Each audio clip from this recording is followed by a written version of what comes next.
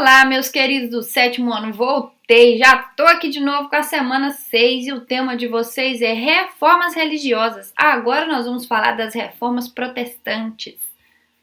Então vamos lá para a breve apresentação. O século XVI ficou marcado pelo aumento no questionamento dos dogmas. Dogmas era nada mais nada menos que ideias fundamentais da Igreja Católica e na forma como ela conduzia a sociedade. Então, gente, nesse contexto aí surgiu uma figura muito importante, a de Martinho Lutero com as suas 95 teses. Esse cara foi o grande responsável pela reforma protestante. Mas antes dele, tiveram dois caras aí, ó, que o texto trouxe para vocês, que é o John Wycliffe e o John Hus. Esse primeiro, ele desacreditava aí da capacidade de Jesus transformar a água em vinho e da multiplicação de pães. Desacreditava também na existência do purgatório, que é o local onde as almas pecadoras iriam para purgar os seus pecados, além da proibição do casamento pelos padres, que era o celibato. E o segundo, John Hus, questionava o fato de o Papa ser o líder da igreja e toda a riqueza que a igreja possuía das doações da nobreza, que achava desnecessário, né, para a igreja ter que cuidar das pessoas, não precisava de tanta riqueza. Então, antes do Martinho Lutero, nós tivemos esses pré-reformistas. Depois veio o Martinho Lutero, que conta-se a história que ele foi lá e pregou as 95 teses dele na porta do castelo de Wittenberg, contando ali tudo que ele discordava que acontecia na igreja. Ele era um monge agustiniano e ele via muitas coisas acontecendo das quais ele discordava. Dentro dessas teses que ele publicou estavam os seguintes pontos: a venda de indulgência pela igreja, ou seja, o pagamento pela salvação das almas, geralmente quando uma pessoa morria. Aí a pessoa ficava desolada, apavorada, né? Ai, padre, como que eu vou fazer? Meu ente querido morreu e tal. Aí falou, compra essa indulgência para você garantir a passagem dele para a vida eterna. Era uma série de coisas assim que aconteciam, né? Não necessariamente dessa forma, mas parecido com isso que eu disse, que passou a revoltar o Martinho Lutero. O celibato, ou seja, a proibição do casamento do clero, por que o padre não podia casar? A união entre igreja e Estado, a adoração de imagem nas igrejas, o fato de as missas serem celebradas em latim e não na língua local. Então essas são algumas das coisas que ele discordava na questão da igreja. E essas ideias se espalharam aí rapidamente pela Europa.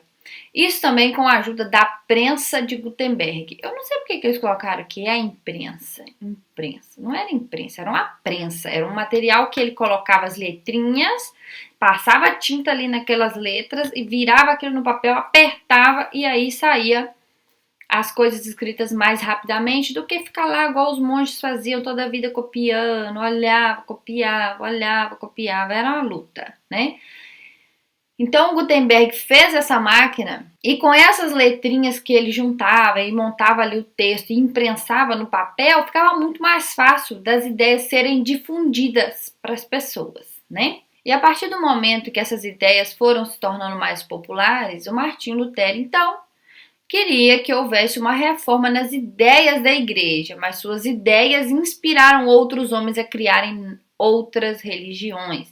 Nós vamos ver aí exemplo dos mais famosos aqui que eu separei, o João Calvino e o rei Henrique VIII. O João Calvino criou o calvinismo. Para ele, no calvinismo, ele acreditava na predestinação. A pessoa já nascia predestinada à salvação. E aquele que conseguia prosperidade na vida, porque muitas das vezes a Igreja Católica condenava a riqueza, né? Mas para os calvinistas, a riqueza era uma bênção. Aquele que tinha riqueza, ele era o cara predestinado à salvação. Entre outras disciplinas que propunha aí o calvinismo. E nós tivemos a outra aqui, que foi na Inglaterra, o rei Henrique VIII. Tá até contando a historinha aqui, ó, se casou com a Catarina de Aragão. E a Catarina de Aragão não deu um filho homem para ele perpetuar aí a dinastia. Então, o que aconteceu?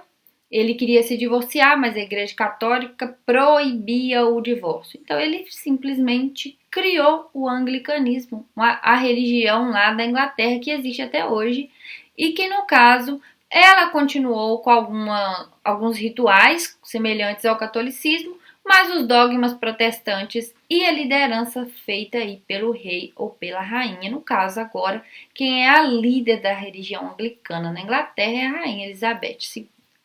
Então vamos seguindo aqui para as atividades. 1. As 95 teses de Lutero foram importantes para a criação de novas religiões cristãs. Escolha 3 pontos que Lutero discorda e explique por que você considera importante. Então, eu coloquei as que eu achei que é importante e a justificativa do lado. A venda de indulgência pela igreja, ou seja, o pagamento pela salvação das almas. A justificativa. A igreja enriqueceu muito com essas vendas, sendo que o cristão é salvo por meio da fé. A justificação pela fé, que no caso a fé em Deus é que salva uma pessoa. E o fato de as missas serem celebradas em latim e não em língua local. A missa não ficava acessível à população, pois não falavam latim e nem eram alfabetizados. Muitas das coisas que a população sabia naquela época era por conta dos desenhos que eram feitos, que era uma forma de doutrinar as pessoas na religião, sendo que a grande maioria não sabia nem ler nem escrever. Esse era o papel dos monges, eles que sabiam ler e escrever. Aí eles iam lá e faziam uma missa em latim. Oxe, como que a população ia ficar sabendo das coisas de Deus, da igreja e tudo com a missa em latim? Tinha que fazer uma missa dentro da linguagem local, dentro do que o povo falava ali. Era isso que ele pregava. 2. A reforma protestante deu início a outras igrejas cristãs. Identifique essas igrejas e explique uma das características delas. Então, eu coloquei aqui, igreja protestante e a característica. Temos o luteranismo, criado por Martinho Lutero. Ai, gente, agora que eu tô vendo meu computador, é muito enjoado para colocar acento e tal, agora que eu vi que eu não vim corrigir isso aqui. Mas enfim, vamos lá. Salvação pela fé, não coloca do jeito que eu coloquei, coloca o acento direitinho, sem cedilha, tá? Salvação pela fé. A Bíblia era a única fonte da verdade, condenava o culto às imagens e o fim do celibato e etc. Calvinismo, criado por João Calvino, faltou um R aqui também. Eu não vou editar aqui por cima, porque costuma eu editar, dar uma interferência e faz um barulho muito ruim no fundo do vídeo. Então eu vou deixar do jeito que tá, mas vocês consertem aí, tá? Criada por João Calvino, pregava que a salvação era pela fé e predestinada, ou seja, somente os escolhidos por Deus seriam salvos e a prosperidade era a bênção divina. E o anglicanismo?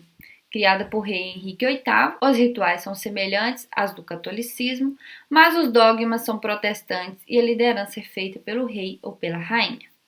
E o último aqui explique por que a prensa de Gutenberg foi importante para a reforma protestante.